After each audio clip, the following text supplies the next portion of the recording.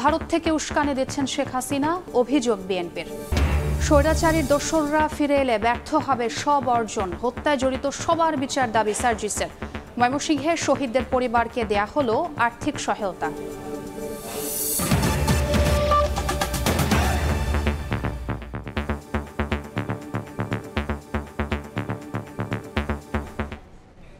সময় সংবাদের সঙ্গে আছে আমি ছোয়া খন্দকার।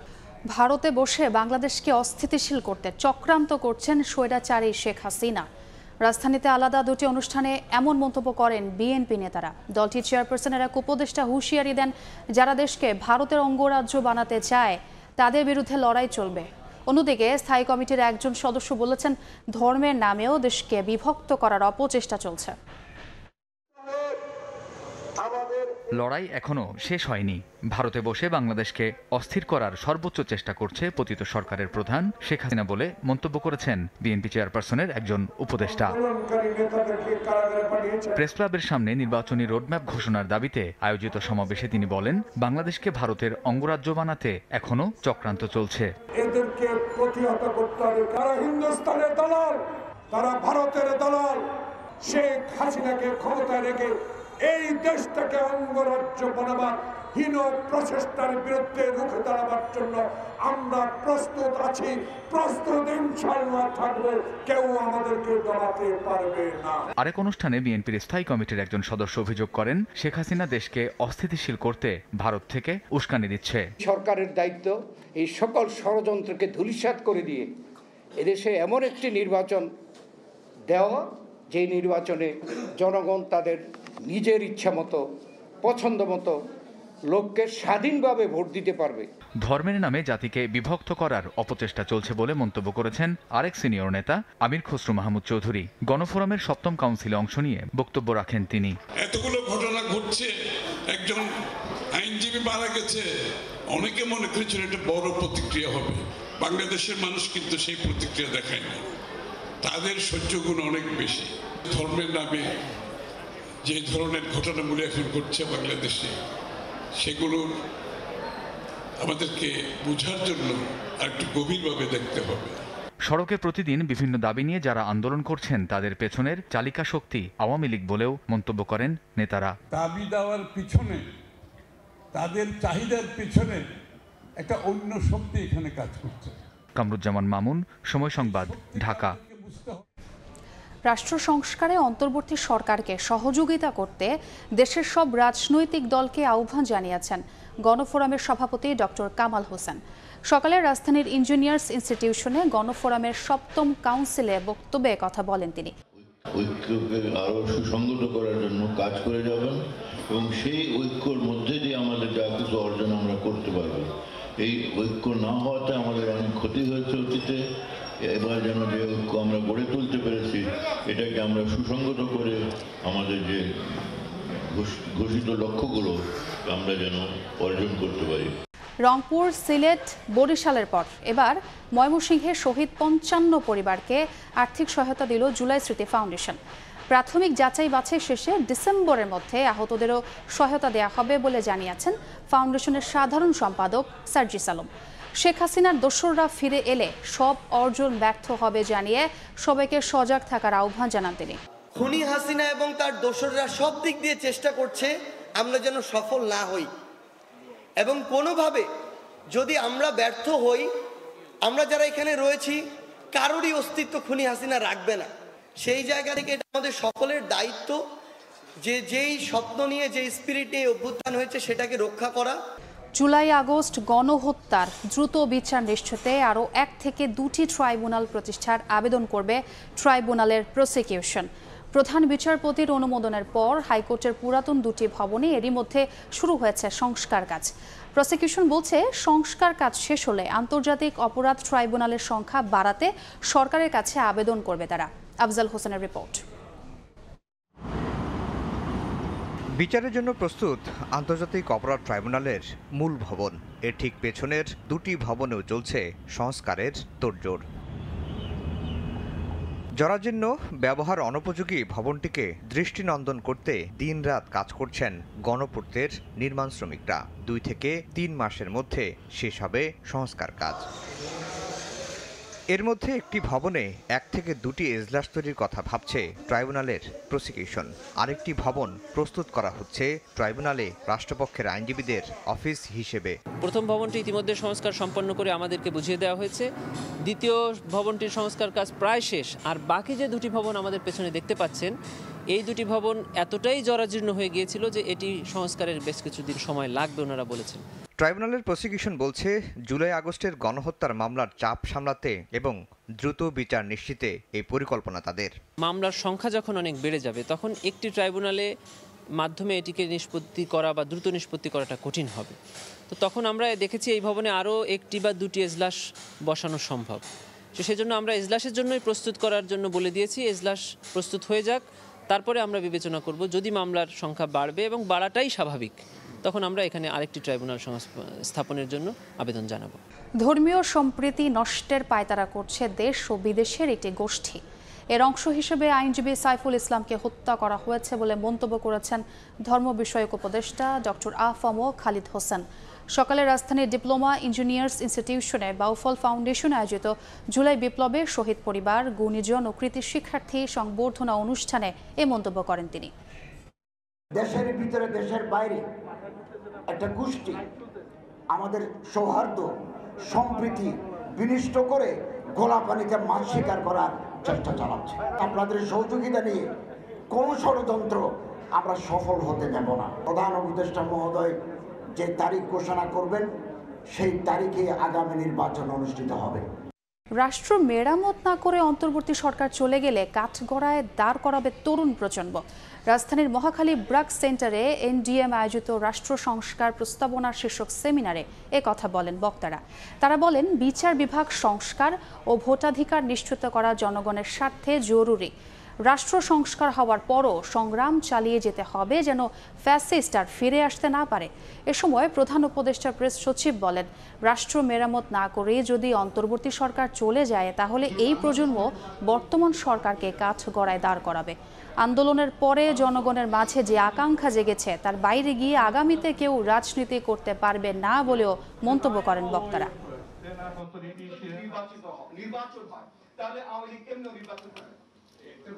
আমরা এখন যেই জায়গায় এসেছি 15 বছরের একটা মহৎ একটা গ্লোরিয়াস আন্দোলনের কারণে আমরা এই জায়গাটা এসেছি এবং আমরা কি সেই আগের জায়গায় ফিরে যাব কিনা। অনেকে বলছেন যে এত রিফর্মের কি দরকার, আপনারা ইলেকশন দিয়ে চলে যান। আমরা যদি রাষ্ট্র মেরামতের কোনো আয়োজন না করে কিছু না করে আমরা চলে যাই, আমাদেরকে এই জেনারেশন আমাদেরকে কাঠগড়ায় দাঁড় করাবে। থাকতে চাই, আমি এখানে পারলে জেলে পচে মরতে চাই, তাও আমরা চাই যে এখানে একটা ভালো রিফর্ম হোক। গেল 15 বছরে দেশে যে অকল্পনীয় লুটপাট হয়েছে তার প্রভাবে অর্থনীতির ক্ষত সহসাই শুকাবে না। তবে আগামীতে যেন আর অর্থ পাচার না হয় সেটা নিশ্চিত করা হবে বলে জানিয়েছেন অর্থ উপদেষ্টা। সকালে রাজধানীর একটি হোটেলে ডিসিসিআই আয়োজিত বাণিজ্য সম্মেলনে তিনি এসব কথা বলেন।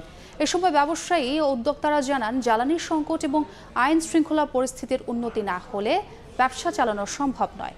আর 2026 সালে উন্নয়নশীল দেশের চূড়ান্ত স্বীকৃতি না নেওয়ার পরামর্শ দিয়েছে বিদেশি বিনিয়োগকারীদের সংগঠন ফিকি। অন্তর্বর্তী সরকার দায়িত্ব নেয়ার পর থেকেই বেরিয়ে আসছে সবল দাবি করা দুর্বল অর্থনীতির নানান চিত্র। ঘুরে দাঁড়ানোর চেষ্টাতেও বাধা হয়ে দাঁড়াচ্ছে ভেঙে পড়া আইন শৃঙ্খলা পরিস্থিতি ও গ্যাস বিদ্যুতের সংকট। এমন পরিস্থিতিতে শনিবার রাজধানীর একটি হোটেলে বেসরকারি খাতের অবস্থা, প্রত্যাশা ও অগ্রাধিকার শীর্ষক বাণিজ্য সম্মেলনের আয়োজন করে ঢাকা চেম্বার, যেখানে উঠে আসে ব্যবসায়িক নানা প্রতিবন্ধকতার কথা। আইন শৃঙ্খলা পরিস্থিতি যদি উন্নতি না থাকে, আমরা যদি একটা সিকিউরিটি গ্যারান্টি না পাই, তাহলে আমাদের পক্ষে আসলে অপারেট করাটা বোধহয় হয়তো সম্ভব হবে না। বাংলাদেশ ব্যাংকের একটা লোককেও অ্যাকাউন্টেবল করা হয়নি এখন পর্যন্ত। এটা তো ঠিক না। আপনি আমার কম্পিটিটিভনেস নষ্ট করে দিচ্ছেন। নেবারিং কান্ট্রির সাথে আমি হেরে যাচ্ছি। উন্নয়নের নামে দুর্নীতির গ্রাসে পড়া ভঙ্গুর অর্থনীতির ওপর ভর করে 2026 সালে স্বল্পোন্নত দেশের তালিকা থেকে বের হওয়া ঠিক হবে কিনা তা আরেকবার ভেবে দেখার তাগিদ দেন ব্যবসায়ীরা। এলপিসি গ্র্যাজুয়েশনে যদি আমরা যাই দেশ হিসেবে, তাহলে আমাদের দেশের ওয়ে অপারেটিং ড্রামাটিক্যালি পরিবর্তন করতে হতে পারে। আমরা যেখানে টিকে থাকার সংগ্রামে লিপ্ত, বেঁচে থাকার সংগ্রামে লিপ্ত ব্যবসায়ীরা, তখন এলডিসি গ্র্যাজুয়েশন করে আমি গ্র্যাজুয়েট হয়ে যদি ভাত খাওয়ার ভাত না পাই, তাহলে এই গ্রাজুয়েশনের কোনো অর্থ নাই। দেশে পরিকল্পিতভাবে নৈরাজ্য করা হচ্ছে দাবি করে বাণিজ্য উপদেষ্টা জানান, এলডিসি থেকে উত্তরণ 2026 সালে নাকি 2030 সালে তা নিয়ে আলোচনা হতে পারে। শ্রমিকের বেসটা অনেক বড়, যারা এই নৈরাজ্যটা সৃষ্টি করার চেষ্টা করছেন তারা রাইটলি এটাকে একটা সফট টার্গেট হিসেবে নিয়ে একটা নৈরাজ্য তৈরি করছে। গত সরকারের চালানো লুটপাটকে অকল্পনীয় উল্লেখ করে অর্থ উপদেষ্টা জানান, মূল্যস্ফীতি কমা সহ অর্থনীতিতে স্থিতিশীলতা ফিরতে শুরু করেছে, তবে 3-4 মাসের মধ্যেই অর্থনীতির ক্ষত শুকাবে না। সৎ ব্যবসায়ীদের আশ্বস্ত করে বলেন, আর কাউকে লুটপাট ও পাচার করার সুযোগ দেওয়া হবে না। 15 বছরে অর্থনৈতিক সেক্টরে যেটা হয়েছে এটা অকল্পনীয়। তাহলে আপনারা বলেন 3-4 মাসে এসে চিফ অ্যাডভাইজার সালাউদ্দিন সাহেব সব করে দেবে, কিন্তু আমি বলব এখন মোটামুটি কিন্তু স্টেবিলিটি আসছে। কারাপশন, ব্যাংকিং সেক্টর, এনবিআর এবং স্টোরেজ মানি রিকভারি। আমরা একটা মেসেজ দিতে চাচ্ছি যে ভবিষ্যতে একটু টাকা পয়সা পাচার করতে পারবে। বেসরকারি খাতে ঋণ প্রবাহ না কমা ও ব্যাংক ঋণের সুদহার যাতে না বাড়ে সে বিষয়ে ব্যবসায়ীদের আশ্বস্ত করেন অর্থ উপদেষ্টা। MS আরেফিন, সময় সংবাদ, ঢাকা।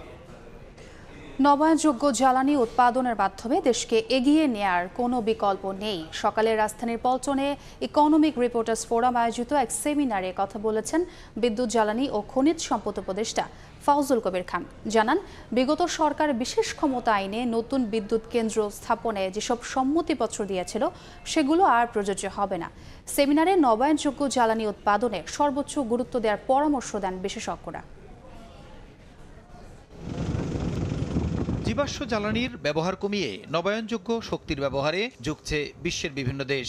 সক্ষমতার 1/3 থেকে অর্ধেক বিদ্যুতেই নবায়নযোগ্য শক্তি ব্যবহার করে উৎপাদনে যাওয়ার পরিকল্পনা নিয়েছে চীন, ভারত, মালয়েশিয়া সহ এশিয়ার অনেক দেশ। তবে সেক্ষেত্রে পিছিয়ে পড়ছে বাংলাদেশ। বর্তমানে দেশে নবায়নযোগ্য জ্বালানি থেকে প্রায় 1195 মেগাওয়াট বিদ্যুৎ উৎপাদনে সক্ষমতা রয়েছে, যা মোট সরবরাহের মাত্র 4.3% কাছাকাছি। এমন বাস্তবতায় গ্যাসের উপর অধিক মাত্রায় নির্ভরশীলতা কমিয়ে নবায়নযোগ্য জ্বালানি থেকে পরিবেশ বান্ধব বিদ্যুৎ উৎপাদনে গুরুত্ব দিচ্ছে বর্তমান সরকার। সকালে রাজধানীর পল্টনে ইকোনমিক রিপোর্টার্স ফোরাম আয়োজিত এক সেমিনারে বিশেষজ্ঞরা জানান, উপযুক্ত স্থান ও বিনিয়োগ সংকট সহ কিছু চ্যালেঞ্জ মোকাবিলা করে দেশের উন্নয়নে এ বিষয়টিকে সর্বোচ্চ গুরুত্ব দেওয়া উচিত। এখনো দেখতে পাচ্ছি যে নন কনসেশনাল লোন সবচেয়ে বেশি মাত্রায় এই খাতে রয়েছে। কিছু দেখা যাচ্ছে সিন্ডিকেটেড লোন, কিছু আছে ইকুইটি। ঝুঁকিগুলোকে কিভাবে হ্রাস করা যায়, পেমেন্ট গ্যারান্টি কিভাবে ইনশিওর করা যায়, সেটিও কিন্তু একটা নিশ্চিত করবার দরকার আছে এবং সেটার জন্য ডেভেলপমেন্ট পার্টনাররা এগিয়ে আসতে পারে।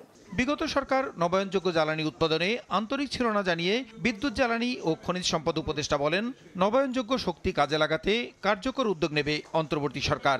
আমাদের রিনিউয়েবল এনার্জিতে যেতে হবে। এই যে গ্যাসের একটা বড় অংশ যায় বিদ্যুৎ উৎপাদনে, তো আপনি যদি সেটা করতে পারেন, সেটা আপনি শিল্প কারখানায় দিতে পারেন। রিনিউয়েবল এনার্জি করা যাবে না, কারণ আমাদের জায়গা নেই। এটা একদম মোটেই সত্য না। রেলের জমি, সড়কের জমি, অন্য অনেক সরকারি প্রতিষ্ঠানের জমি আছে।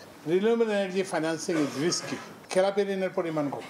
3 লক্ষ কোটি টাকা। তো তাহলে রিস্কি কোনটা? রিনিউয়েবল এনার্জি ফাইন্যান্সিং রিস্কি নাকি আমাদের যে সাধারণ ঋণ রিস্কি? বিশেষ ক্ষমতা আইনে নতুন বিদ্যুৎ কেন্দ্র স্থাপনে আওয়ামী লীগ সরকারের দেয়া সম্মতিপত্র আর প্রযোজ্য হবে না বলেও সাফ জানিয়ে দেন তিনি।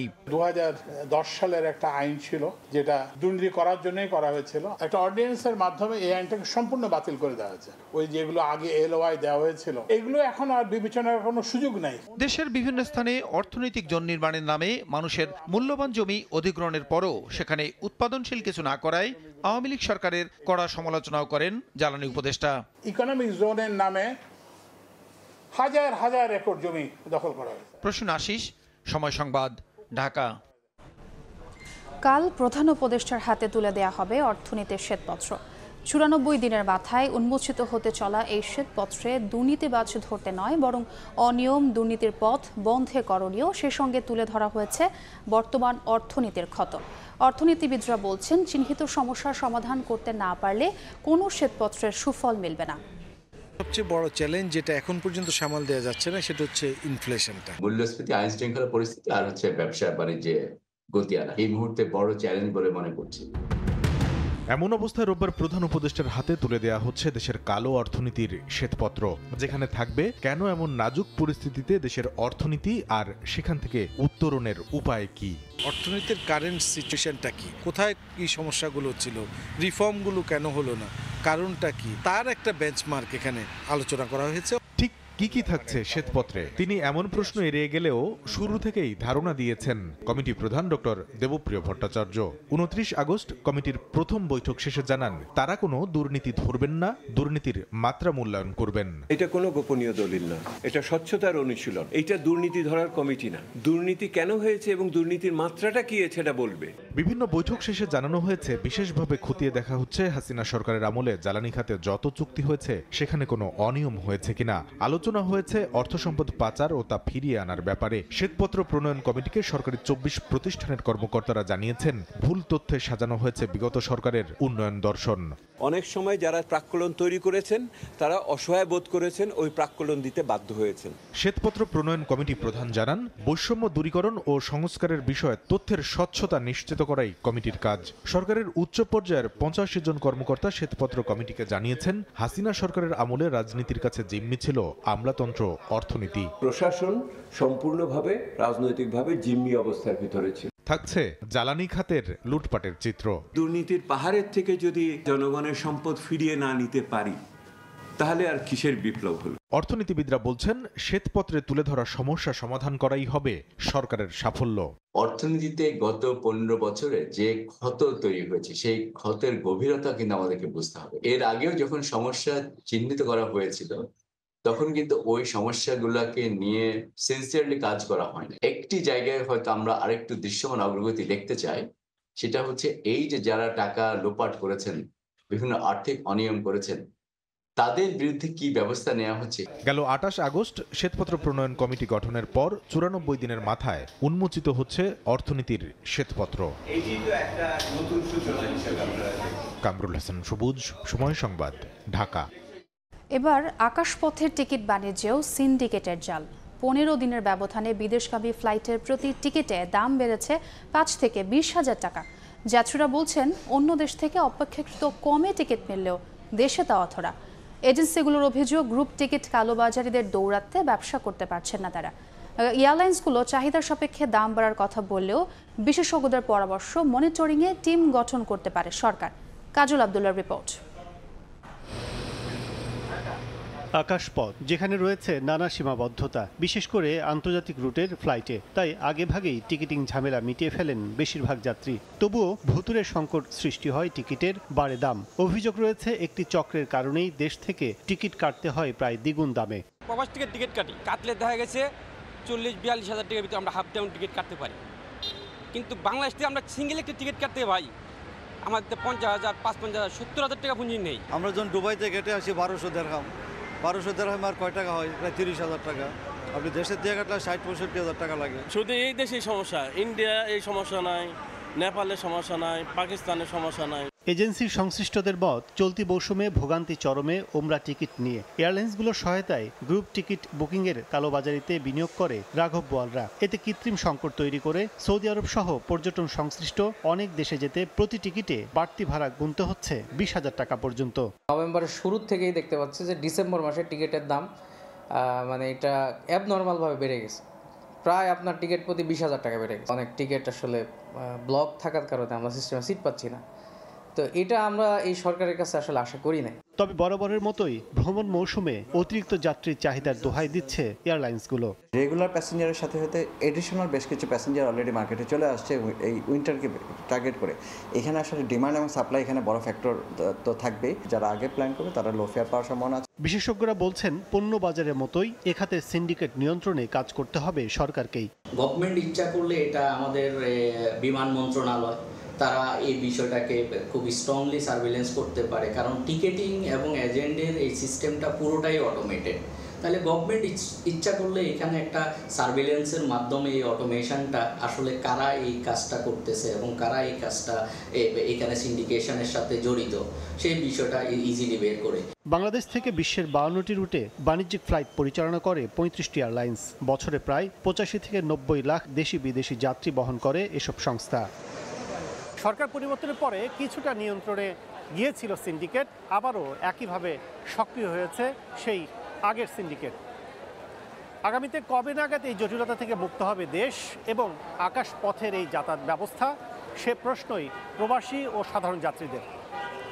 হযরত শাহজালাল আন্তর্জাতিক বিমানবন্দর থেকে কাজল আব্দুল্লাহ, সময় সংবাদ, ঢাকা। শ্বেতহস্তি কর্ণফুলী টানেল প্রকল্পে খরচ 10.5 কোটি। লাভ তো দূরের কথা, প্রতিদিন লোকসান গুনতে হচ্ছে 27 লাখ টাকা। অথচ বিদেশি বিনিয়োগ ও কর্মসংস্থানে আশার আলো দেখানো চীনা অর্থনৈতিক অঞ্চলও গড়ে ওঠেনি 8 বছরে। ব্যবসায়ীরা বলছেন, চট্টগ্রাম বন্দরকে সম্প্রসারিত করা হলে ক্ষতি কিছুটা পুষিয়ে ওঠা সম্ভব। অনেক বিশ্বাসের ক্যামেরায় শফিকুল আলমের রিপোর্ট। বিদেশি বিনিয়োগ আকৃষ্টে 2016 সালে অর্থনৈতিক অঞ্চল প্রতিষ্ঠার জন্য চীনা কোম্পানি CHECর সঙ্গে চুক্তি করে বাংলাদেশ অর্থনৈতিক অঞ্চল কর্তৃপক্ষ। বেচা নানা কারণে CHECর সঙ্গে ডেভেলপার ও জমি ইজারা চুক্তি না হওয়ায় 2022 সালে প্রকল্পটি প্রথম ধাপে ভেস্তে যায়। এরপর চীনের পক্ষ থেকে CRBCকে নতুন ডেভেলপার মনোনীত করা হয়। G2G পদ্ধতিতে বেচার সাথে করা চুক্তির দীর্ঘ 8 বছর পরও শুরু হয়নি নির্মাণ কাজ। যদিও এজন্য কেটে ফেলা হয়েছে পাহাড়, উজাড় করা হয়েছে বন জঙ্গল। কাজের অগ্রগতি বলতে দৃশ্যমান একটি টিন শেডের ঘর আর নির্মিত হয়েছে একটি সড়ক। একর করে মানে চাইনার একটা অপোজিটে বাউন্ডারি দিয়ে রাখছে, এটা ফেলে রাখছে এরকম। শুধু রোডটা করছে আর তারা একটা ওয়াল দিছে, আর কিছু দেখতেছি না। এখানে বন জঙ্গল যেগুলো উজাড় হয়েছে ওইগুলোর কারণে এখন তো হাতির উপদ্রব খুবই বেড়ে গেছে, অনেক প্রাণ ঝরতেছে। অথচ 784 একরে 400-র বেশি শিল্প কলকারখানায় 30,000 মানুষের কর্মসংস্থানের আশ্বাসে 10.5 কোটি টাকা খরচ করে নির্মাণ করা হয় কর্ণফুলী টানেল। শ্বেতহস্তি এই প্রকল্পে এখন প্রতিদিন লোকসান 27 লাখ টাকা। অপরিকল্পিত প্রকল্পে এখন করুণ দশা বন্দরনগরীর, বলছে সচেতন মহল। মাতারবাড়িতে ইন্ডাস্ট্রিয়াল হাব, নদীর ওই পারে কর্ণফুলীতে ইন্ডাস্ট্রিয়াল হাব, তাহলে এতগুলি ইনভেস্টর্স, আমার কতগুলি ইনভেস্টর্স দেশে আসবে, তার সাথে পরিকল্পনা সংগতিপূর্ণ হতে হবে। তো রাতারাতি তো আমার দেশে মানে লক্ষ লক্ষ ইনভেস্টর তো বিদেশ থেকে চলে আসবে না। আমি ইন্ডাস্ট্রিয়াল বেল্টের জন্য আমি পরিকল্পনা করে রাখতে পারি, এই জায়গায় ইন্ডাস্ট্রিয়াল বেল্ট করব, কিন্তু ইন্ডাস্ট্রিয়াল বেল্টের নামে আমি কতগুলি জমি আটকে রেখে দিলাম। ব্যবসায়ীরা বলছেন, কর্ণফুলী টানেলের এক প্রান্তে বন্দর হলেও খালি পড়ে আছে আনোয়ারা প্রান্ত। সেখানে বন্দরের কার্যক্রম সম্প্রসারণের পাশাপাশি কন্টেইনার অফডক করার কথা বলছেন তারা। টানেলে যে আমাদের একটা সমস্যা, যেটা আমাদের লস হচ্ছে, সেটাকে হয়তোবা রিকভার করার একটা সুযোগ থাকবে। এবং সবচেয়ে বড় কথা হচ্ছে কি, ওই পারও যদি আমরা জেটি করি, ওই পারও যদি অফডক করি এবং বে টার্মিনাল হলে তখন সেটার কানেক্টিভিটি বাড়বে। চীনা অর্থনৈতিক অঞ্চলের জন্য এরই মধ্যে 200 একর জায়গায় পাহাড়ি টিলা কেটে সমান করা হয়েছে। এমনিতেই বড় ধরনের লোকসানের মুখে কর্ণফুলী টানেল। চীনা অর্থনৈতিক ও শিল্পাঞ্চল ঘিরে যে কর্ণফুলী টানেল করা হয়েছে, সেটি না হলে আরও বড় ধরনের ক্ষতির মুখে পড়বে কর্ণফুলী টানেল। শফিকুল আলম, সময় সংবাদ, চট্টগ্রাম।